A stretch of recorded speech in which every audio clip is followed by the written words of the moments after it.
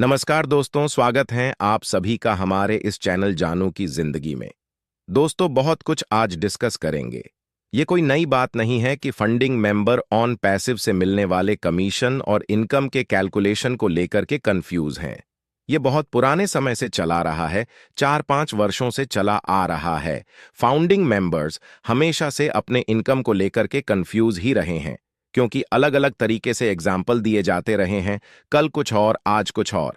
लेकिन हाल ही में जो अभी कुछ दिन पहले ही ऑन पैसिव के बहुत बड़े लीडर के द्वारा, इंटरनेशनल लीडर के द्वारा यह कह सकते हैं कि जिस पर ऑन पैसिव के सीईओ को प्राउड रहता है, ट्रस्ट रहता है, करते हैं, बहुत ज्यादा उन लीडर के द्वारा साफ शब्दों में एग्जाम्पल दिया गया है ऑन पैसिव के फंडिंग मेंबर्स को, और लगभग लगभग एक खाका बताया गया है कि आप आखिर कितना अर्न कर सकते हैं।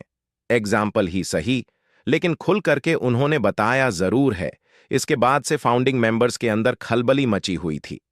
कई सारे वीडियोस इसके ऊपर आप सभी देख चुके होंगे, लेकिन आज बातचीत करेंगे कि जो भी कैलकुलेशन बताया गया है, क्या उसके आधार पर या फिर उसके 50 पर में भी, 25 पर में भी फाउंडिंग मेंबर्स को इनकम होना है। क्या क्या इसमें सच्चाई है, क्या वो एग्जाम्पल रियलिटी में बदल सकता है क्या? तो आइए इसी पर चर्चा कर लेते हैं। वैसे तो 31 दिसंबर का जो हम मुहिम लेकर के चल रहे हैं, उसमें अब पूरे के पूरे 46 दिन बच चुके हैं, 46 डेज बच चुके हैं, और हम सभी अपनी मुहिम में कंटिन्यू है, और सारी प्लानिंग, सारी चीजें धीरे धीरे करके हम सभी स्टेप वाइज करते जाएंगे।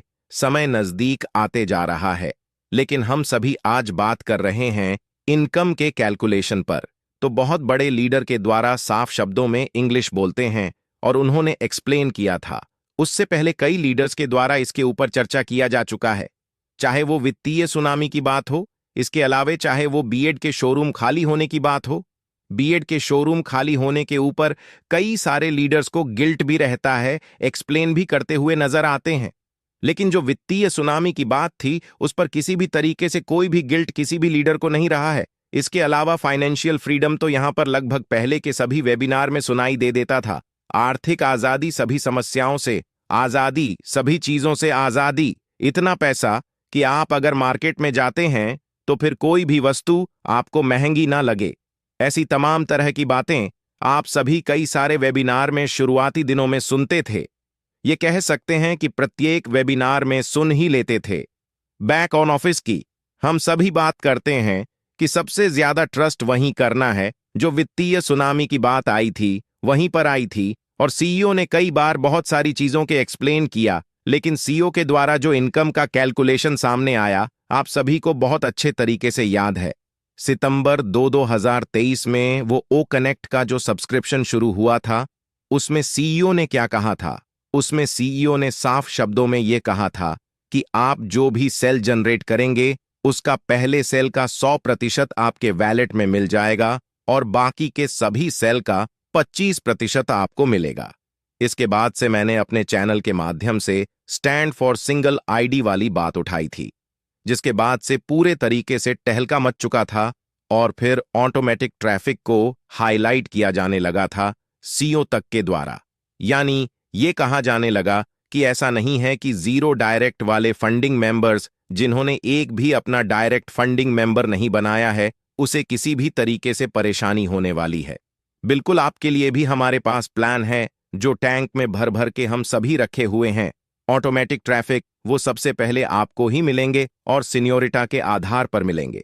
तो ये सारी बातें कही गई थीं, लेकिन ओवरऑल जो हमारे सीईओ के द्वारा बात समझाई गई, वो हमारे यह कमीशन का जो स्ट्रक्चर बताया गया, सील का 20-5 पर, यानी पहले का 100%, बाकी सबका 25 पर ही बताया गया।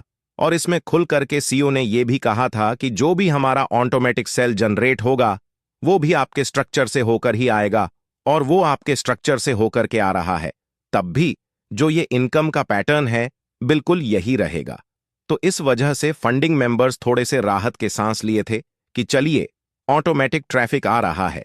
लेकिन आप सभी को बहुत अच्छे तरीके से याद है कि जो वित्तीय सुनामी की बात कही गई थी, या फिर अन्य कैलकुलेशन बताए गए थे, कई बार बताए गए थे, उसमें से एक भी उस समय तक सही नहीं हुए जब सीईओ ये बोलते हुए नजर आए, और इसके बाद फिर से एक एग्जाम्पल दिया जा रहा है। लेकिन आप सभी को सीईओ की कुछ बातें याद होनी चाहिए। उन्होंने कई बार ये बात कहा है।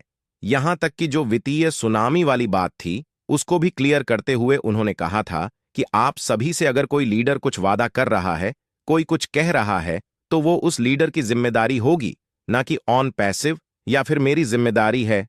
उसका क्लैरिफिकेशन वही लीडर देगा, ना कि हम देंगे। आप ट्रस्ट अगर अगर करना है तो सिर्फ हम पे कीजिए, मेरी बातों पे कीजिए, मेरे कैलकुलेशन पे कीजिए। तो ये सीईओ ने एक बार नहीं कई बार कहा है, लेकिन आप सभी को बता दें कि ऑन पैसिव में कन्वीनियंस के हिसाब से लोगों को पावर दी जाती है और पावर छीनी जाती है। कुछ दिन पहले किसी लीडर के द्वारा यह कहा जाता था कि किसी भी लीडर पर ट्रस्ट नहीं करना है। फिर आकर के कहा जाता है कि हमारे सीईओ ने किसी ट्रस्टेड लीडर के द्वारा मैसेज दिया है। अब कितना किस पे बिलीव करना है ये समझना मुश्किल हो जाता है। लेकिन जो इंटरनेशनल लीडर द्वारा इंग्लिश में बोल बोल करके जो भी कैलकुलेशन बताया गया है, अगर ये गुस्ताखी इंडिया का कोई आम यूटर कर देता जो बहुत बड़ा चाटुकार चमचा ना हो किसी भी लीडर का, तो फिर जो वेबिनार होता है या फिर क्वेश्चन आंसर सेशन होता, उसको सुनने के बाद शायद ही किसी फाउंडिंग मेंबर के ज़हन में, या फिर अगर खाने पीने का टाइम है तो अगर आप खाना खा रहे हैं तो वो खाना सही तरीके से डाइजेस्ट हो करके वो अच्छा पॉजिटिव ब्लड बनाए, वो बिल्कुल जहर का ही काम करता है।